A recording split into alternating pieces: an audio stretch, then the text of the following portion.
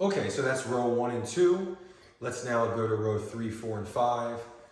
This row 3 here, I take this at lunchtime. So this is mullein. I'll get to that in a second.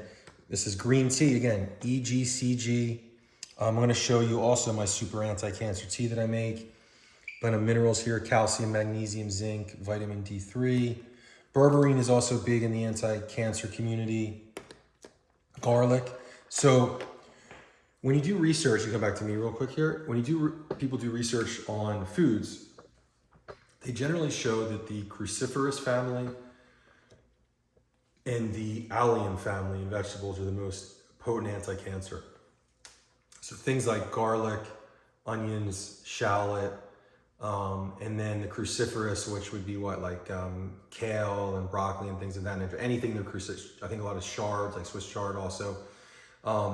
So really trying to load up on those two type of vegetables. So obviously, and garlic generally shows as number 1 oftentimes, with leeks being just behind it and broccoli oftentimes being behind that in studies. So definitely getting lots of garlic and the garlic supplement here. So we can go back and finish here. Vitamin K2, D3, this is a blend. Turmeric, obviously people are big into that, anti-inflammation. Garlic, so it's getting double garlic, right? Ginger, also immunity. And then magnolia bark. But let's come back here to the mullein. The reason for this one is for the lung, okay? Right here, there we go. And you can come back to me, yeah. And just as an aside, so in my June 16th CT and MRI, they showed a small nodule on the lung, which is like the worst case scenario, because generally the way this goes bad is usually colon or rectal cancer metastasizes, and that simply means it basically goes to a distant organ. The two distant organs most of the time that colon or rectal cancer go to are liver and lung. And it seems like I read a study that showed that rectal sometimes goes to the lung more than the liver, more than colon. And so this is a lung supplement. I actually just did the CT scan last week, and they're certain that it's that nodule. They may even think it's like a small lymph node. I think it's called intrapulmonary within the lung. And the shape of it is triangular. Cancer would be circular with pixelated, sort of frayed on the edges. So they're not concerned about it. So that's definitely good news. But I was when I got that scan. So this is a supplement that people with lung cancer, people that are concerned about lung health. And so that wasn't necessarily in the beginning. That was more recently added in.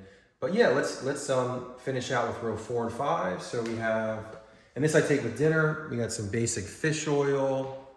I'll hold it like this so you can see. We got some fish oil, olive leaf, sulforaphane, probably saying that wrong. And actually just show right there. So I'm getting sulforaphane right here in the sprouts. See that? And I'm getting it in the supplement form. So the guy, Chris Wark, big influence on me.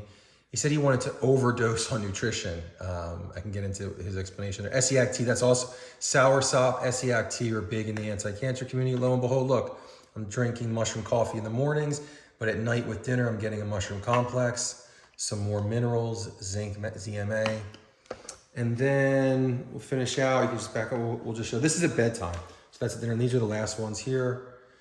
We have, I take this around 8:30 at night, coenzyme Q10, vitamin E, digestive enzymes. So notice I'm taking the probiotics in the morning, the Akkermansia, and then the digestive enzyme at night, melatonin, immune support, and echinacea. And these two are linked.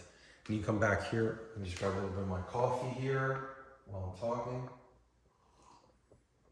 Like I said earlier, as a cancer patient, or anyone really, you want to baby your immune system. Anything you can do to help your white blood cells, your T cells, your lymphocytes, your natural killer cells, and just your overall cells, mitochondria, and your immune function.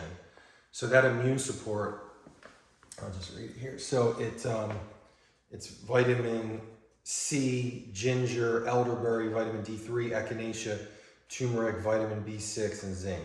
So all those things, and then I also do it with the a little extra echinacea, like I show there.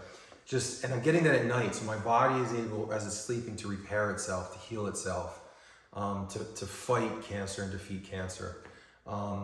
So those are the 5 rows. I also have a tincture that I'll show, and that's part of my oatmeal, which I'm gonna do next actually. So that kind of gives you an overview of the supplements. And again, you may not want to go with this many. You might just say, oh, I'm gonna just do some immune supplements, and that's great. I'm just what I want to show in this video is this is my protocol that I developed from my reading and research, and that I actually did when I was fighting cancer, and now that I'm doing to stay cancer free. One thing I forgot I wanted to show, this is a supplement.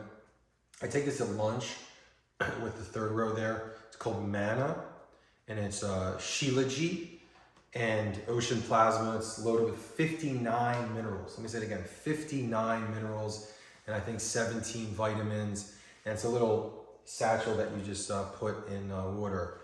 So I take that as well. So yeah, so that's kind of an overview. And I can't, again, I try to get in a little bit more detail on some of the things. But if you have cancer or if you're just interested in these things, you're gonna have to do your own research, you know, and go down your own rabbit holes. This is not medical advice. This is simply me showing exactly what I do.